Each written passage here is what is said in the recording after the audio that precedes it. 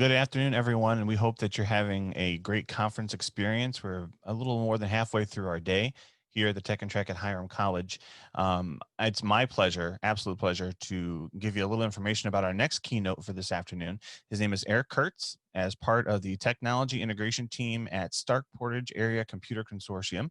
At Spark, he is who I consider to be one of the best Google gurus in Northeast Ohio in our area, starting Control-Alt-Achieve website, making it possible for educators to gain confidence in their own tech ability. I just love listening to him go through some of these tools and some of the advantages of them, and I hope that you'll enjoy what he has to say today.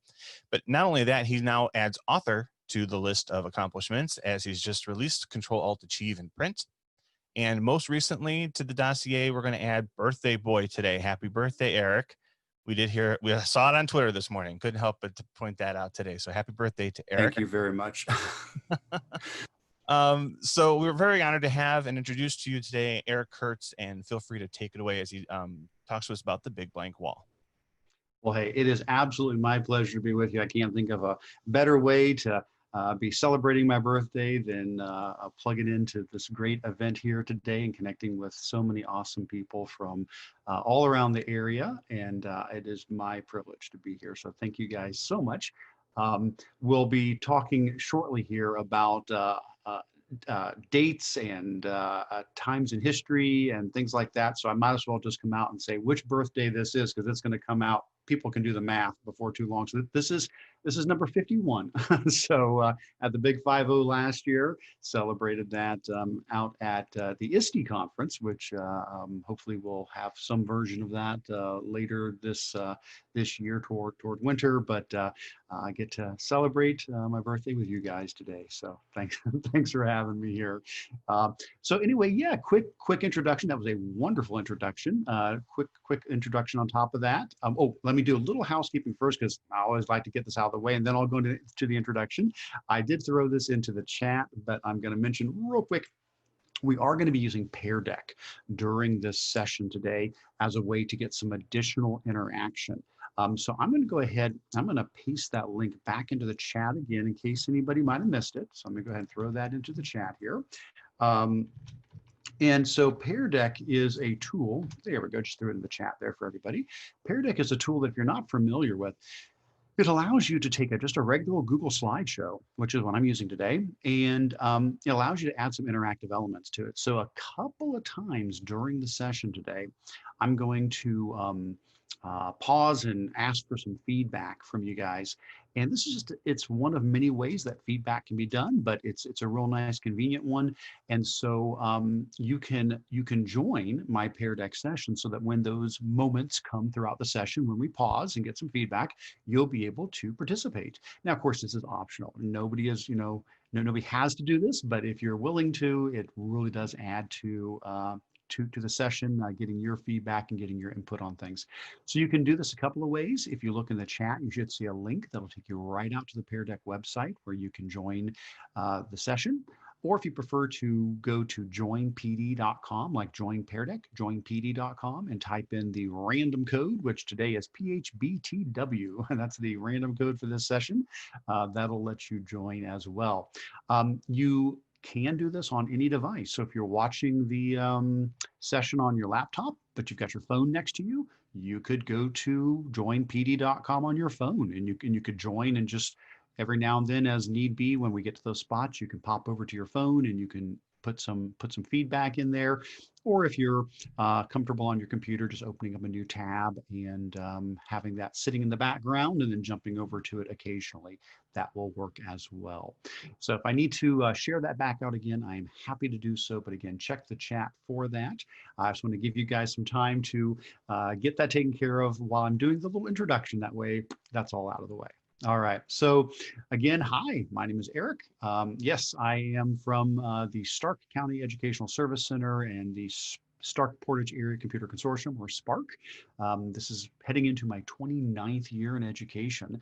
I just finished 28 here, and started off as a middle school math teacher. We'll talk a little bit about that here in a little bit, and then moved into a role as a tech coach, a tech integration person, and I've been doing that ever since. I do run the website controlaltachieve.com. That's where I share all of my googly resources. If you haven't checked out the site, when you get a chance, I would encourage you to do so. Been putting a lot of resources over the last few months to really support the need to do instruction that's not face to face. A lot of Google Classroom, Google Meet, Screencastify, tools like that. I've been sharing a lot of those things out that I hope folks have found valuable to help during this unprecedented time. But yes, on the site, you'll find the blog where you can scroll through hundreds and hundreds of blog posts there. There's also a resources tab where I group things together by topic. There's a periodic podcast where sometimes I'll put that out as well if you prefer to listen rather than read. I do have a tab with some video recording of some webinars I've done in the past.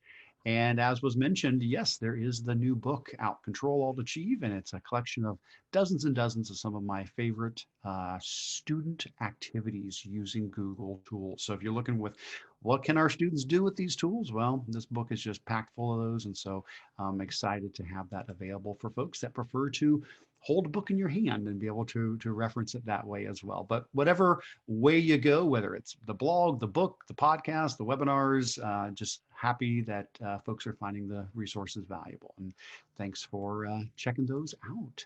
All right. Other than that, let's go ahead and let's jump right into what we're going to be talking about here today, which is the big blank wall. And the sub theme of that is embracing EdTech change. And oh my goodness, of all times, this has been the time when we talk about change. It's like, this could not be more appropriate. This is absolutely the time that we've all had to embrace EdTech change. And so for this particular story, though, what I'm going to do is for this session, I'm going to start with the story by going a little bit back in time. So what I'm going to do is head back to 1992. Now, if you do a little quick math, and you know that today is my 51st birthday, and I talked about how I just finished my 28th year in education, and you do all that math, you probably would realize, yep, 1992, that is the year that I began teaching. So yes, I was a brand new teacher in 1992, and there is the picture to prove it. So that was when I first started off, bright-eyed and bushy-tailed. I think I still have the same quantity of hair. It has just moved from my head to my face. So, yeah, so back in 1992 is when I started off teaching. To get a little feel for who all is with us here today and how long you have been connected to education, we're going to do our first Pear Deck activity. And so it said on occasion, I'm going to pop over to my Pear Deck tab, and I'm going to go ahead and start up the Pear Deck session as well.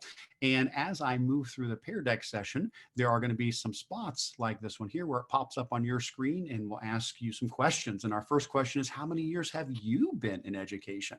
And so if you have connected to our Pear Deck session, you should now have an option to be able to put a response on your phone or your laptop or your tablet, whatever you've connected with. And as you do that, it's going to collect that together here. And a really neat thing about Pear Deck is, as the instructor, I can, if I wish to, I can show your responses. And of course, that's what we'll do. And they are anonymous. We're not gonna reveal anybody's personal information here today. But so if I come here and I go down to click on show responses, we should get, oh my goodness, look at that. What an amazing spread we have here today of 42 years in education as our highest number there. And we've got all the way down to 1, people just starting out here. And so I said, I've been in this for 28 years, so I'd be falling somewhere up on this upper end of this. My guess is we have people here today that, a handful at least here, that were teaching in 1992 as well. This set of red dots further to the right here. My guess is the bulk of these folks here, more toward the middle, a lot of you guys may have been students back in 1992. And as much as it pains for me to think, my guess is some of these lower dots on the end here who've got 1 or 2 or 3 years in education, you might not have been born in 1992. That is very possible that we have some folks here that were not even alive at that time, but I am so glad you are here with us today and participating in this session. Awesome. So when I started, back in 1992, this was my classroom. And so what you saw on the title slide about the big blank wall, that's actually a picture from my classroom. That was the very first room I started teaching in. And I don't know how easy it is if people can see or not from the little webcam as well, but back on my, I call it my geek wall behind me that I have, I've got all sorts of nerdy things. I actually should have brought it over here, but I've got the room number, room 301. I've got that. I took it off the wall and it is sitting on my geek wall behind me there to remind me of my very first ever classroom. And you say, well, Eric, you went in and took that off the wall. Well, that's because that building doesn't exist anymore. So there's a couple of years ago, it's been a few years now, they demolished that building and they put a soccer field in its place, which is definitely a good use of that area. That was a very, very old building. And when I started off, I was so happy to have a job, but yeah, it was old then. This was an old building 28 years ago when I started. There was very little power, very few power outlets in the rooms, as you can see on this picture here. The power outlets that you see on the wall there between the lockers, that was only one set of two in the entire room. So there's very few places to plug in power, and probably good, because if you plugged in too much stuff, you could accidentally cause like a brownout on one side of the building by plugging in too many things. There was no air conditioning, so it was very hot. I was on the third floor and the floor squeaked terribly. I felt so bad for the teacher who taught below me, because as my students moved around, it sounded like a herd of elephants. But on top of all of those things, and that's what it's like working in an old building. One of the strangest things, though, about my first classroom was how tall the ceilings were. So this picture here that shows these lockers in the back, those were not like little teeny mini sized lockers. Those are full adult sized human lockers there. And then this whole space above there, I had this gigantic big blank wall. Hence, that's where we get the title for what we're talking about here today. I had this massive big blank wall in the back of my classroom. Well, I wanted my classroom to be exciting for my students. I wanted it to be engaging. I wanted them to come in and feel like, oh, I'm going to learn. This is going to be a fun place.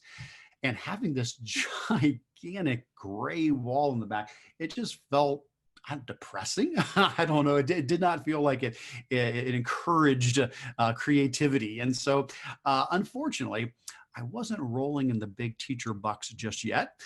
So I did not have a whole lot of money to decorate my classroom with. I'm thinking, what am I going to do to cover up this giant area here in the back? And so at that point, what I did was I got creative. And I ended up going to a local video rental store. And so for those people who on our little graph here who had answered their red dots way on the low end here of how long you've been in education, you might not be as familiar with these. There's not very many of them around anymore. But back in 1992, yes, we had lots and lots of video rental stores all around town. And one of the things that was great about these video rental stores was that they had movie posters. And so as they would get in their new movies each week or each month, as they would come in, they would get posters along with them, and they would hang up the most recent posters up on the windows or up around the store. And then of course new movies would come out, so they'd replace them. And I thought, wonder what they do with these old posters. And so I went in and said, could you give them to me? would you take pity on a poor math teacher?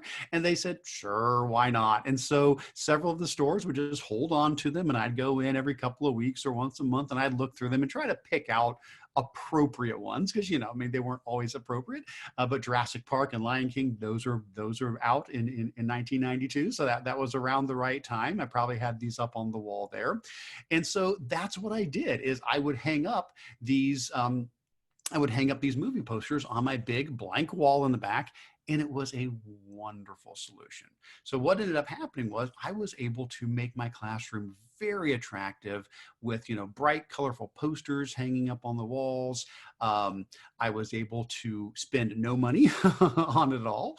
I was able to share my love of movies, and I was able to excite the kids because they'd come in and they'd be like, "Oh, that's so cool! I saw that movie, or I want to see that movie." And then I even tied it in to my math class because I was a math teacher. I taught 8th grade math, and so what I would do is I would do like a problem of the week, and if kids would solve that optionally, if they solved it and got it right, their name would go into a drawing, and at the end of the month, I would draw names, and whoever I drew from that, they could pick a poster that they wanted from the wall, and that's how I would get rid of the old posters, and then I would climb up on the lockers and put a whole new month's worth of posters up there. So it was a great solution, and it really worked well.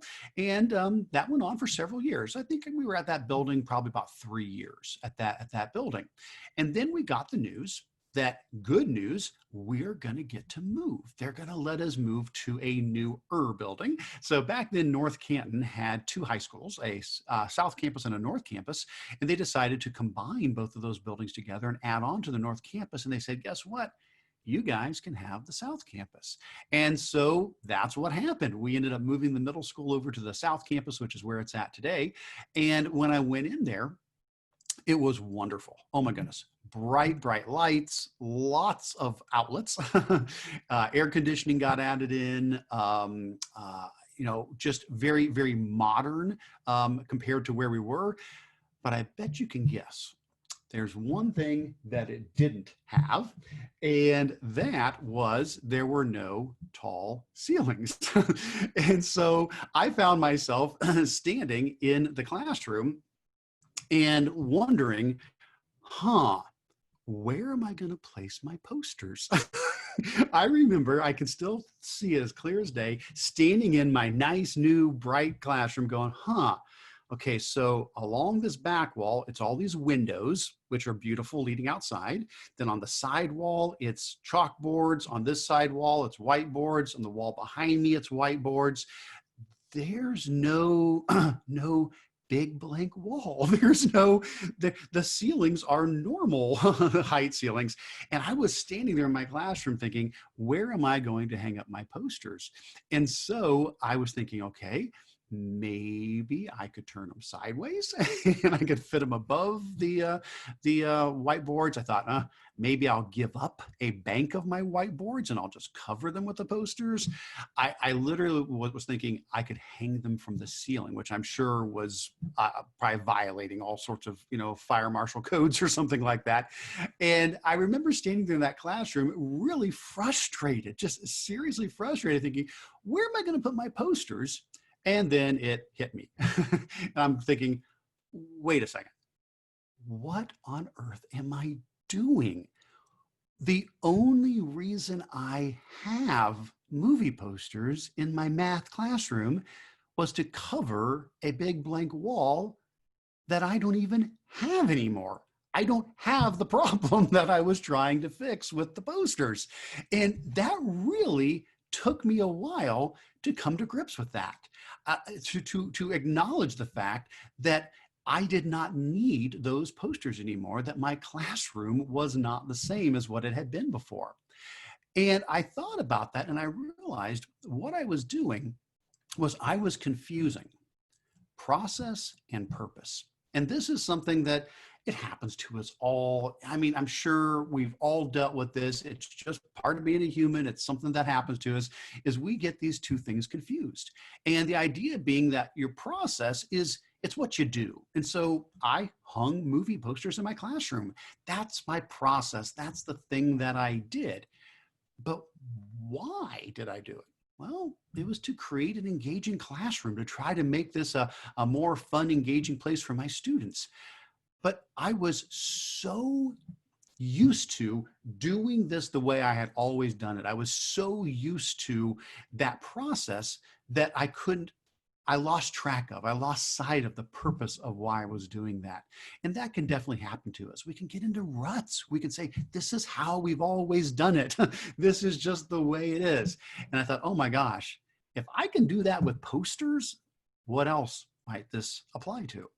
Well, turns out after 7 years of teaching middle school math, I got the opportunity to move into a new position at North Canton as a tech coach, a tech integration person.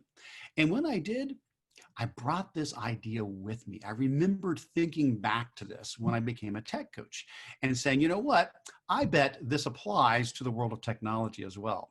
So let's do this. Let's take a couple minutes here and let's think through a couple of things in the educational technology world where we can get stuck with a process and maybe lose track of the purpose that was behind it. So we're going to look at 3 quick examples, and this will give us a chance to use our Pear Deck again. So just let you know if you've still got your Pear Deck tab handy or pulled up on some other device, we will be referring back to that in just a little bit. So the first one that I'd like to chat about of the 3 is, as you can see on the screen here, printing. So printing is something that we have always done. When I first started off, again, 28 years ago, we had mimeograph machines, and I would imagine some of the people whose little red dots showed up way on the far right end of how many years they've been in education might remember these. For those that don't, a mimeograph machine was kind of like this machine with a barrel on it that you would roll, and it would make copies of your master onto these other, these other sheets of paper, but it used sort of a bluish, purplish ink. And so everything came out with this sort of blue purple ink on it. And my guess is anybody here who knows what I'm talking about, the most distinctive thing about a mimeograph machine, right?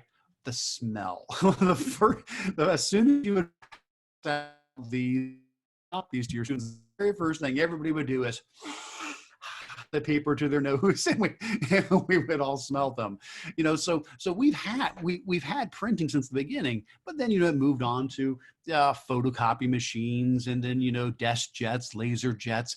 But we've always had printing. It's something we've always done. It's part of education. Well, suddenly we end up getting new devices coming into our schools. Things change. Chromebooks show up, iPads show up, and they're wonderful. But as a tech person, many times I would get the same question over and over and over and over again. How do we print from these? How do I print from a Chromebook? How do I print from an iPad? How can the students print from these devices? Now, I have nothing. I am not here today to bash printing. Printing is great. I've got papers all around me here. I have a new book out, as we just mentioned. So obviously I'm not against printing. But the thing is, the question is it a purpose or a process? What is printing? Well, it's a process. It's a thing we do. But why do we do it? What's the purpose behind printing? And I'm sure there's so many reasons why we could print, but I'd say normally the concept is it's to share information. That's what we're trying to do. If we're saying, how do my students print from this Chromebook? How do my students print from this iPad? Whatever the case might be, what we're really saying is, how can they give this information to me? How can we share? How can we share information to our students? How can we share information to our parents? Whether it's, a newsletter going home with the students, how can students share information with us? Well, what I'd like to do for our next question is to say, well, if the purpose is to share information, are there other processes? Are there other ways we could do this? So my question for you guys is, instead of printing, and there's no right answer to this, there's, dozens of answers, but instead of printing, what other ways can teachers and students share information? So just take a moment, if you're, again, for those that are participating in Pear Deck, go ahead and you can type in one or as many answers as you want. You can type in as much as you would like in there. And what we're gonna do is just kind of brainstorm. For a teacher to send info to the students, for students to share information with the teacher, instead of printing, what could we do? Well, let's take a look at a few of our responses here. And oh my gosh, we've got tons of them coming in here. So we've got AirDrop, using an LMS, Google Slides, Google Docs, videos, discussion forums, email, blogs, Google Classroom, PDFs, verbally, yes, Padlet, social media, voice messages, Notability. This is fantastic. Yes, yes, these are all wikis. These are all wonderful answers here. You're exactly right. Creating websites, yeah. All of these are fantastic. And like I said, there's oh, now somebody did mention Pigeon. Okay, I do see Pigeon in the list here, but hey, that works too. Pigeons are fine. But so the idea is that using a printer to print things is just one process. There are so many other ways. You guys have mentioned tons of these, Classroom and Sites and YouTube and Docs and Gmail and Blogger and Google Slides. And there's so many benefits to that if we go digital, then we don't have to worry about running out of copies because it's digital. You can share it with as many people as you want.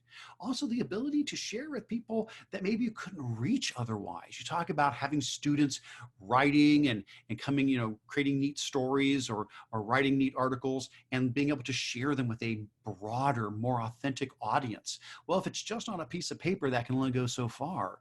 But when it's online, then it can reach folks from all around the world. Also, it's nice to be green. It's very nice to be green and save on paper. And for some schools, this is a real serious thing because you end up getting around, maybe February or so, and you get that message from the office saying, we're running low on paper, so please limit your copies, for the rest of the year. It's good to be green and to save on that. And of course, it's also great to not lose this and have your dog eat your homework, to be able to say, no matter what, this information is always available digitally. Well, that's just one example. We'll do three quick examples. So how about our second example? And for the second example, this is paper and pencil assessments.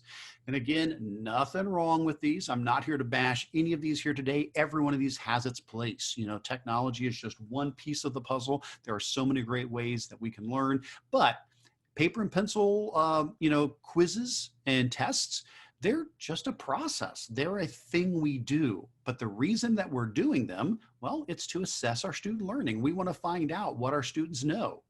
Well, I'm sure you can guess where I'm going with this, which is our next question. Go ahead and move on to my next slide here. There we go. Which is, instead of paper and pencil tests, what other ways can student learning be assessed? So again, no right answer here. Just go ahead and throw in some thoughts that you have on this. Instead of using a traditional paper pencil assessment, how else can we tell what our students have learned? Let's take a look and see. And I bet you've probably had to, we've probably had to experiment with a lot of these over the last couple of months here, since we have not been face-to-face with our students. Let's see what we have here. Screencastify. Yes, what a great way for students to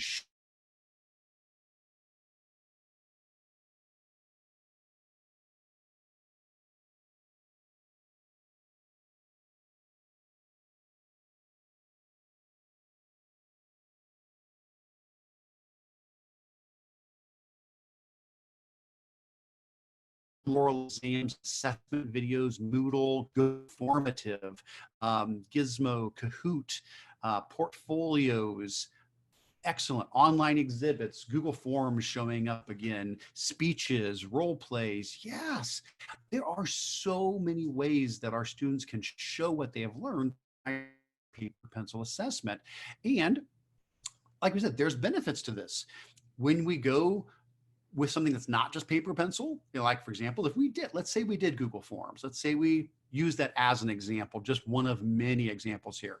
The fact that it is something that can be graded immediately. We don't have to wait 24 hours for you as the teacher to take it home and grade it and then bring it back the next day. We can know immediately which students need help, and our students can know if they've mastered the information or not. Plus, it lets us do item analysis. It lets us go in and see, are there certain areas that the students are struggling with that, I need to reteach that. I think that's something that the students did not catch the first time around. But also, don't forget this, going digital, allows for assistive technology as well. So I do a whole session. One of the most common popular sessions I do is a session on Google tools for accessibility. And it covers wide ranges of things, but speech to text, text to speech, things like that fit in there. So if I have a Google form as an assessment, it can be read aloud to the students with a text to speech tool. And then students can type into it by speaking into it with a speech to text tool. And there's extensions that do both of those. Or the students can zoom in or zoom out on it, or we can embed multimedia videos in it. All of those are wonderful options there.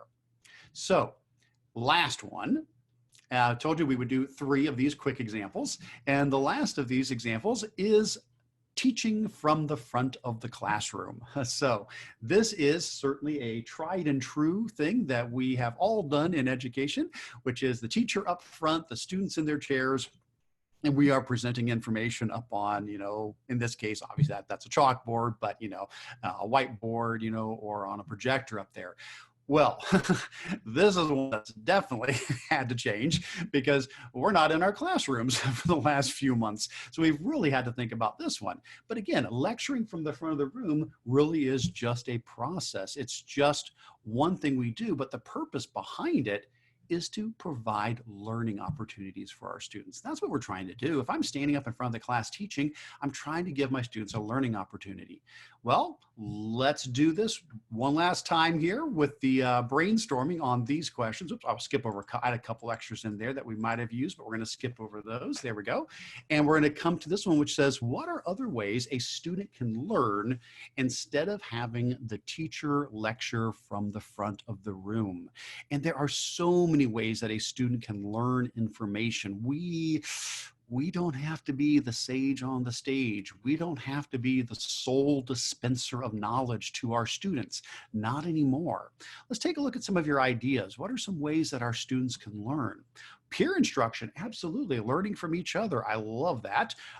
Using a Bitmoji classroom. Yes, those have stormed across the country. Everybody's using those. Ed puzzle videos, jigsaw, student-led discussions, Zoom or other web conferencing, flipped classrooms. Yes, having videos recorded they can watch and rewatch at their own pace. Let's see what else we have here. Having students act as instructors. YouTube. Oh my goodness, yes. YouTube is such a great example to that. I am sure everybody here has at some point learned something that you needed in your life by watching YouTube. I do it all the time. I have an older washer and dryer that have broken probably 3 times each, and every time they break, I'll go, oh, time, hey, I can finally buy a new washer and dryer and replace these old guys. And then of course you look at the price and you're like, maybe I'll go back to YouTube again and see, and you run a search for, washing machine, clicking noise when spinning. And there it is. There's a YouTube video that explains to you it's this $10 rubber gasket that needs replaced, and that's it. And you fix it and life goes on. And so, yes, our students can learn from so many other resources, and YouTube is definitely one of them, but we've got stations, poster presentations, flipped classroom, videos, hands-on experiences. Yes, all of these are fantastic examples. Well, thank you guys for sharing all of those. Those are wonderful.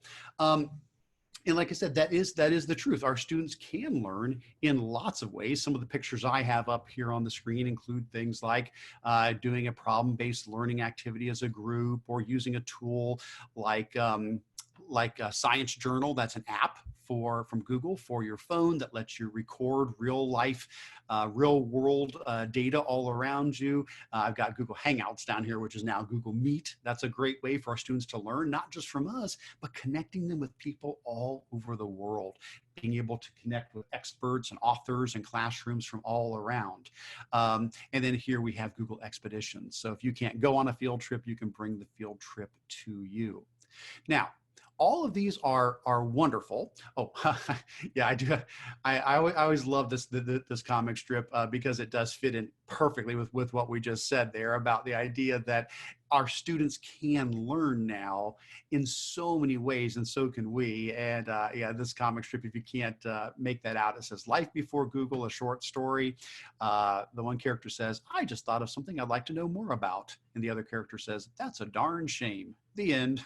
Because yeah, that's what it was like. That's how things used to be.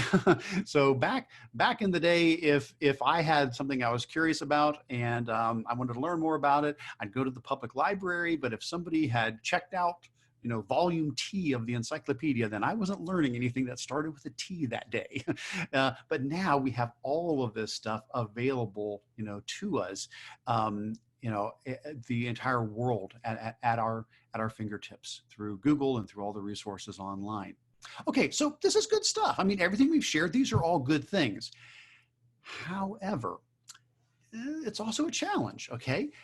Because it's change. Let's be honest, it's kind of scary. It's kind of difficult. It's the same feeling I had when I walked into my new classroom and I noticed I didn't have tall ceilings, and I noticed I didn't have a big blank wall. And I went, oh, no, no, no, no, no. This is how I do things. I put posters up in my room. This is how I do my problem of the week. This is how I connect with my students. This is how and that's scary. And I would imagine everybody felt this a couple of months ago when we started realizing, oh my gosh, we're going to have to be instructing in a totally different way. Just like when I walked into my new classroom at the new middle school, and just like my classroom had changed globally, our classrooms have changed. Our classrooms are not what they used to be. And in this case, it was COVID that caused this. Well, next time, it might not be COVID. It could certainly be something else. But I guarantee you, even if it's not a pandemic, it's going to happen. Change is a part of life. It's just not possible. Now, this one was very unexpected. We were very caught off guard with this, but change is a fact of life, and we can have a fear of that change. So let's put this in a little bit of perspective here, to not that anybody necessarily needs to be convinced after COVID that change is a part of life, but let's get a little perspective on this, and let's go back a little further in time. So we started off at 1992 when I was first a teacher. Let's go a little bit further back in time, and what I'd like to do is I would like to talk briefly about some jobs that no longer exist. And so what I did was I found a bunch of honest to goodness real pictures. These are old pictures from way back when that show careers that people have had. These are all real jobs, and that folks at that time probably thought, hey, I'm set. I have this job now and I can keep doing this, and I'll be able to just do this for the whole rest of my life. But over time, technology came along and changed the world that we lived in, and these jobs no longer were available. So for example, we're just going to run through these real quick. You can take a look here and see if you can have I'll give a moment or so for each picture to give people a moment to take a guess on these. And if somebody wants to throw their guess in the chat, you can always do that. But I will, again, since I can't hear people like we would do in a face-to-face one, I won't pause too long on each of these. But yes, the first is bowling alley pin setter. Yes, that's right. So bowling alley pin setter used to be you could get a job setting the pins up. Now, of course, that would not be allowed to go anywhere past the foul line and to go down to the end of the alley. And I imagine child labor laws probably prohibit this as well now. How about another one? What was this job? We'll see if anybody wants to throw that in the chat. Yes. Brittany was on it first with switchboard operator. Yeah, when you used to make a phone call, you were literally getting connected to somebody else. Somebody was plugging in two ends of a wire to connect you to somebody else. How about this next one here? I don't know if how well the image is coming through, but if you can see, oh yeah, all right. We had Leslie was on that one right away. Ice cutters, yeah. So those who have seen the movie Frozen, they probably are more familiar with this because that was one of the opening scenes in the movie. But used to be that, to have ice, people had to go out in the winter and cut big chunks of ice from the river and then take them into the ice house and put sawdust between them so that it wouldn't melt. And so in the summer you could bring the ice in and use it. Well, technology has come along, just like with the switchboard operator. That's all computerized now. Just like the bowling alley pin setter, that's done with, with mechanics. Well, now we have refrigerators, we have freezers, so we don't need that. Technology's replaced that job. This next one, not probably too difficult to tell. You got these two different gentlemen here. Yes, lamp lighters. Yeah, so they're going around and they're lighting the lamps in the town. Of course, that's all digitized now. And sure, there's probably a sensor on the top of the lamps that lets them know when it gets dark and when to turn on the lights. Now, this next one's a little harder maybe to tell. The gentleman on the right has a really long pole, or on the left, the gentleman on the left has a really long pole, and the lady on the right has looks like a straw up to her mouth. And yes, Tamara said, is this for waking people up? Yes, human alarm clocks. You could get a job to go around knocking on people's windows or shooting peas at their windows to wake them up. And the actual name for this job, they were called waker upper, or excuse me, knocker uppers. They were called knocker uppers, which is probably a very, very different job today than that would have been back then. Just a couple more. This next one here, we've got this gentleman sitting up here with a paper, and all these folks down here are working, and this is a cigar factory. And this is not a school administrator. This is not somebody in charge. That was actually a lector who entertained the factory workers. But of course, now we've got Pandora and iTunes, and that's what we would listen to now. But we used to have somebody who would read to the factory workers while they worked. And here's the last one. We'll stop on this one. So we got this guy with some contraption that has these really big metal dishes on each side there. Not sure if anybody would be able to guess what he's doing there. This guy was a pre-radar listener for enemy aircraft. Yes, Elizabeth got that one. So yeah, but now we have radar, and so that has taken the place of it. Well, folks, here's the idea. We can look at those and we can laugh and say, haha, that's funny. Those jobs, they thought those would be around forever. Well, I bet you can know where I'm going with this, which is the question. And we can jump back over to Pear Deck for your responses on this. What do you think about jobs that we have today? We're talking about change, how the world is changing around us. What jobs that exist today do you think when our students graduate, maybe those jobs are going to be gone, or maybe they're going to be severely lessened? Think of a student, starting off in kindergarten. They're going to have 12, 13 years of school. Maybe they have college, for 4 years, or another school for 2 years. That's a long time. What might be different when they get out of that? So let's see. Let's look at some of your responses here. We've got cashiers in stores. Yes, I think that is definitely a big one when you think about how many stores now we go to and we just, scan things ourselves. When I go through Sam's Club, I just pull out my app and I scan things and I put it in the cart, and then I pay. I push on the pay button on the way out, and I just show it to somebody who scans it, and that's it. We've got delivery people. We've got cashiers, fast food cooks, stalkers. Oh no, somebody said human teachers. Oh no, we definitely don't want that to happen. Taxi drivers. Oh my goodness, yes. Think about all the self-driving cars that are definitely on their way. It's not if, it's when we're going to have these. So yeah, that is the truth. There are a lot of jobs that are changing, so that when our students get out, it's going to be a very different world than what we have come up in. And so here's the thing, guys, whether it's, COVID that made a change in our teaching now, or if it's something totally different a year from now, the fact is, regardless of those, change is going to keep happening. Our students need to be prepared for a future that's very different than what we grew up in. So a lot of times we'll ask that question, what skills do our students need for their future? Well, Google did a survey a couple of years ago where they had the Economist Group ask all these companies, what are the skills that our students need to be getting prepared for? And this was the chart that came out as a result of that. And it's interesting, we think about what skills do our students need to have, and certainly they need to know our subject area content, math and science and language arts and social studies. But when it came to skills to be successful in the workplace, they were a little bit more general than that. The top skills were problem solving, teamwork, communication, critical thinking, creativity. All of these very broad, giant skills here are what folks are saying our students are going to need with the changes that are happening in the world if they're going to be successful with that.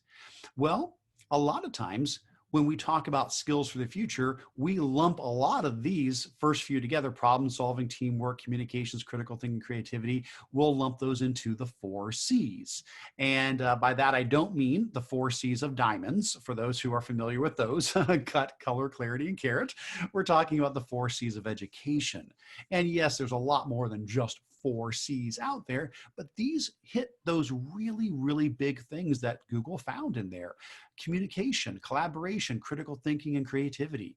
Communication, our students need to be able to share their thoughts and ideas in ways that are clear and understandable. And whether it's face to face, whether it's through a Zoom meeting, a Google Hangout, a Google Meet, an email, an online forum, we're noticing that we need to have a broad range of ways to successfully communicate with each other. Collaboration, working together. So, in very likely digitally, so working on a project when you're not able to sit side by side with somebody, but you need to be able to work appropriately on a project with somebody who is either in a a different part of the city, or when they grow up and get a job, maybe a different part of the world they could be working with. Creativity, having our students make things, not just repeat back what we gave to them, but take their learning and express it through something that is unique and creative to them. It's not enough when our kids come home from school for us to ask, what did you learn today? We want to say, what did you create today? What did you make today? Our students need to be taking their learning and making things from it. And then critical thinking. This is probably the most important of all of them, which is why it was at the very top of the list there on Google survey, because we don't know what the next problem is. We couldn't have predicted COVID and how it's still going to affect jobs for decades to come. Having critical thinking is so important because it allows us to poke a stick at a problem, to step back, to try, to fail, to try again, and to think of creative ways to solve problems. And those are the skills our students need to have. Now, how do we do that? Well, that's what we've been doing for the last few months is making those pivots and learning how to do that in a very different environment. But it's something that no matter what this fall looks like, no matter what normal we return to, these are skills that we need to be working with our students on. Now, for me, one of the tools that I love is the whole Google Suite. And so all of the things that I share on my Control Alt Achieve site, that's sort of the idea, is how can we take the tools we've already got: Google Docs, Google Slides, Google Sheets, Google Forms, Google Drawings, Google Maps. How can we take these tools and get our students creating, making things, collaborating, working together, solving problems? And so the next few slides, I am not going to spend much time on these. I know we're getting very close to the end of our time here, and I want to be respectful of your time. I'm just going to go through these, saying every single slide that I'm going to show you now, there's a blog post on my blog for every one of these. So at controlaltachieve.com, these are all projects that at some point or other I've done a blog post on. And of course, many of them show up in the Control Alt Achieve book as well. But whatever method you are comfortable with getting those, if you're excited about any of these. So what are some of the cool things kids can do to promote the 4 C's? So it's things like, and again, we're just going to just blast through these. It's things like using Google spreadsheets for random writing prompt generation. It's things like using Google Docs for blackout poetry. It's using Google Drawings for drag and drop poetry. It's using Google Docs to create rebus stories where students combine emojis and writing to write creative stories.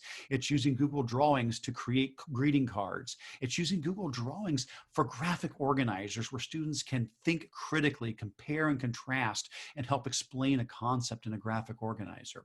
It's using Google Slides for creative writing for things such as the build a snowman or build a jack-o'-lantern activities. It's using Google spreadsheets for pixel art where students can be creative, but they can also learn math skills while they're doing that at the same time. It's using tools like Google Drawings to create memes where students take a concept from class and express it in a creative, interesting way using a picture and using text. It's using Google Drawings for creating posters and doing desktop publishing. It's using Google Slides to make video mashups where students find a video and a song, for example, and put them together and then explain how that video, how that speech, how that activity connects with the music they put with it. It's using tools like Google Tour Builder or Google Tour Creator for students to build their own tours that cover the world and show, either tell a story or visit different parts of the world, to explain a historical event or different biomes around the world, or to tell their own story. It's using Google Slides for stop motion animation. It's using the Toontastic tool, which is a free app from Google, to create 3D animated, narrated puppet shows to tell a story. It's using Science Journal, like we mentioned earlier, to take recordings of the world around us. It's using Google Sheets to create learning databases where students can collect all the information that they're learning and then sort and filter on it to draw conclusions and ask probing questions.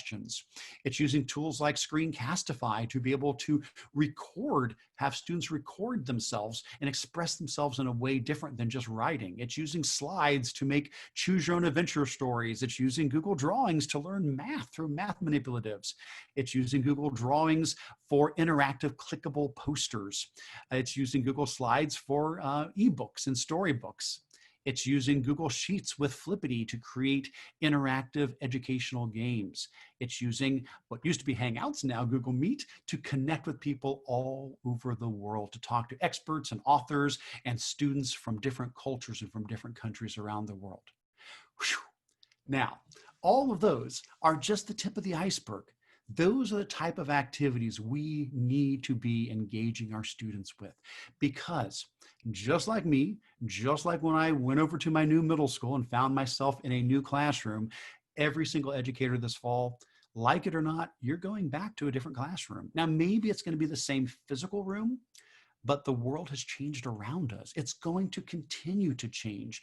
The challenges that our students are facing, the future that they're heading into, is not the same as where we have come from.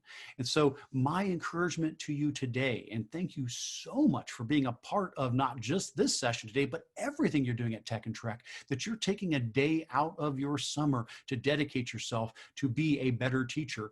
That the idea is, we have so many processes that we can pick from.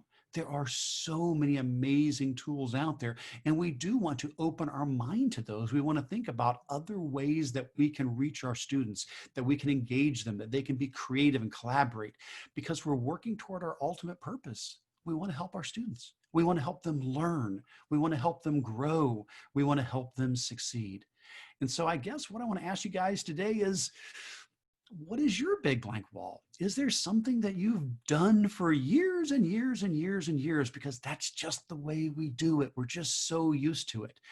I would encourage you to reflect on that, to think back to how is it that you've done things for years, and what can you change? Is there a new tool you've picked up from the conference today? Is there something that you saw when you were trying out new things during the COVID situation? Is there something you've seen colleagues use that you're like, I think I want to give that a try?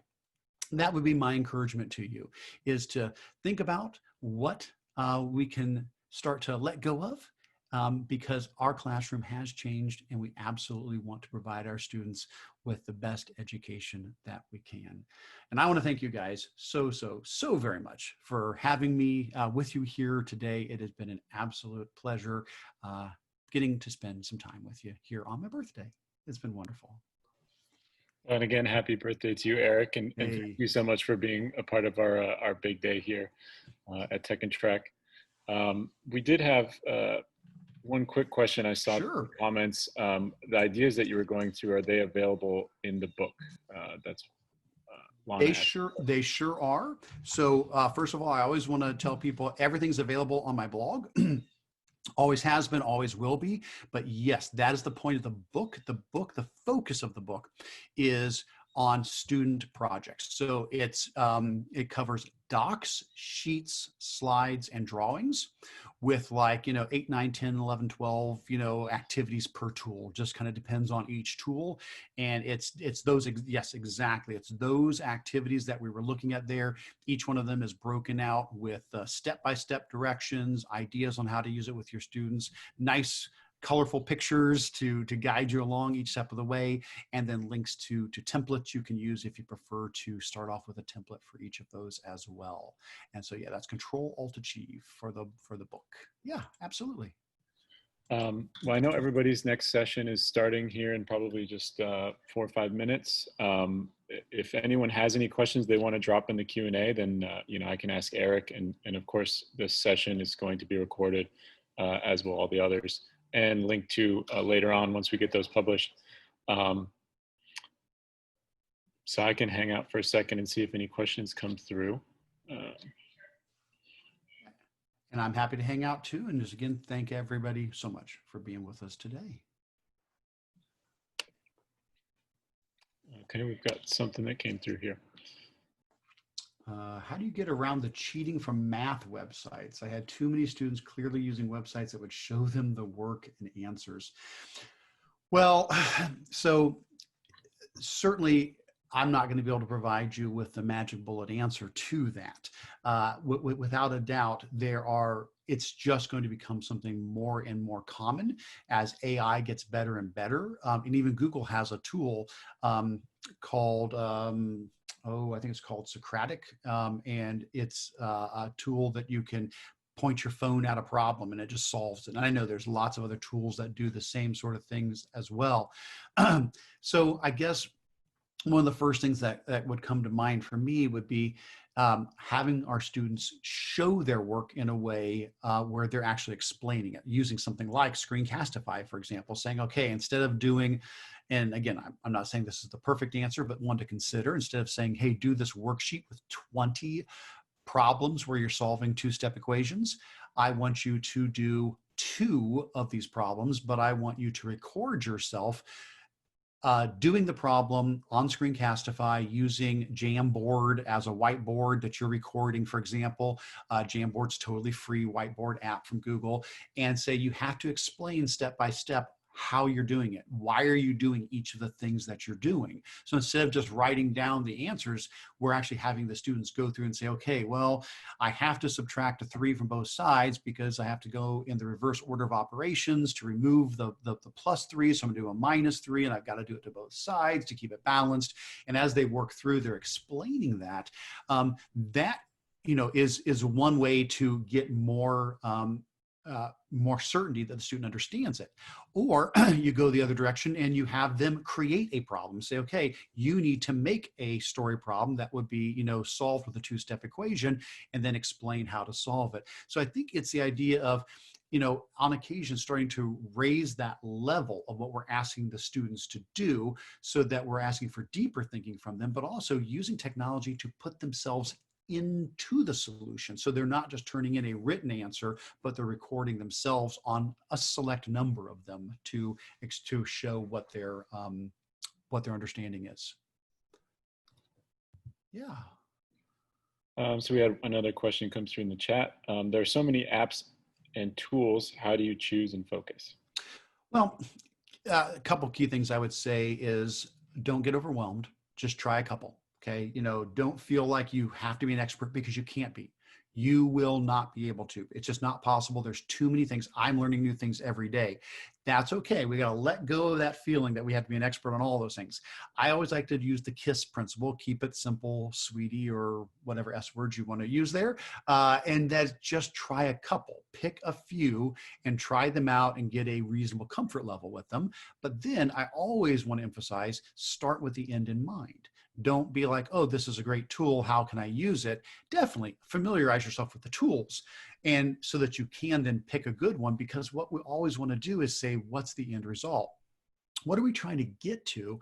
And then what tools can support that? Because the learning has to come first. Technology is just a tool. Having said that, where I think a lot of these tools can come in is in student choice. So all those things I just rattled off at the end there, it's not that you have to have every student do every one of those. but let them pick from 10 of them. Say, okay, you need to show your learning, but you can do it any of these ways. If you want to write a report, that's fine.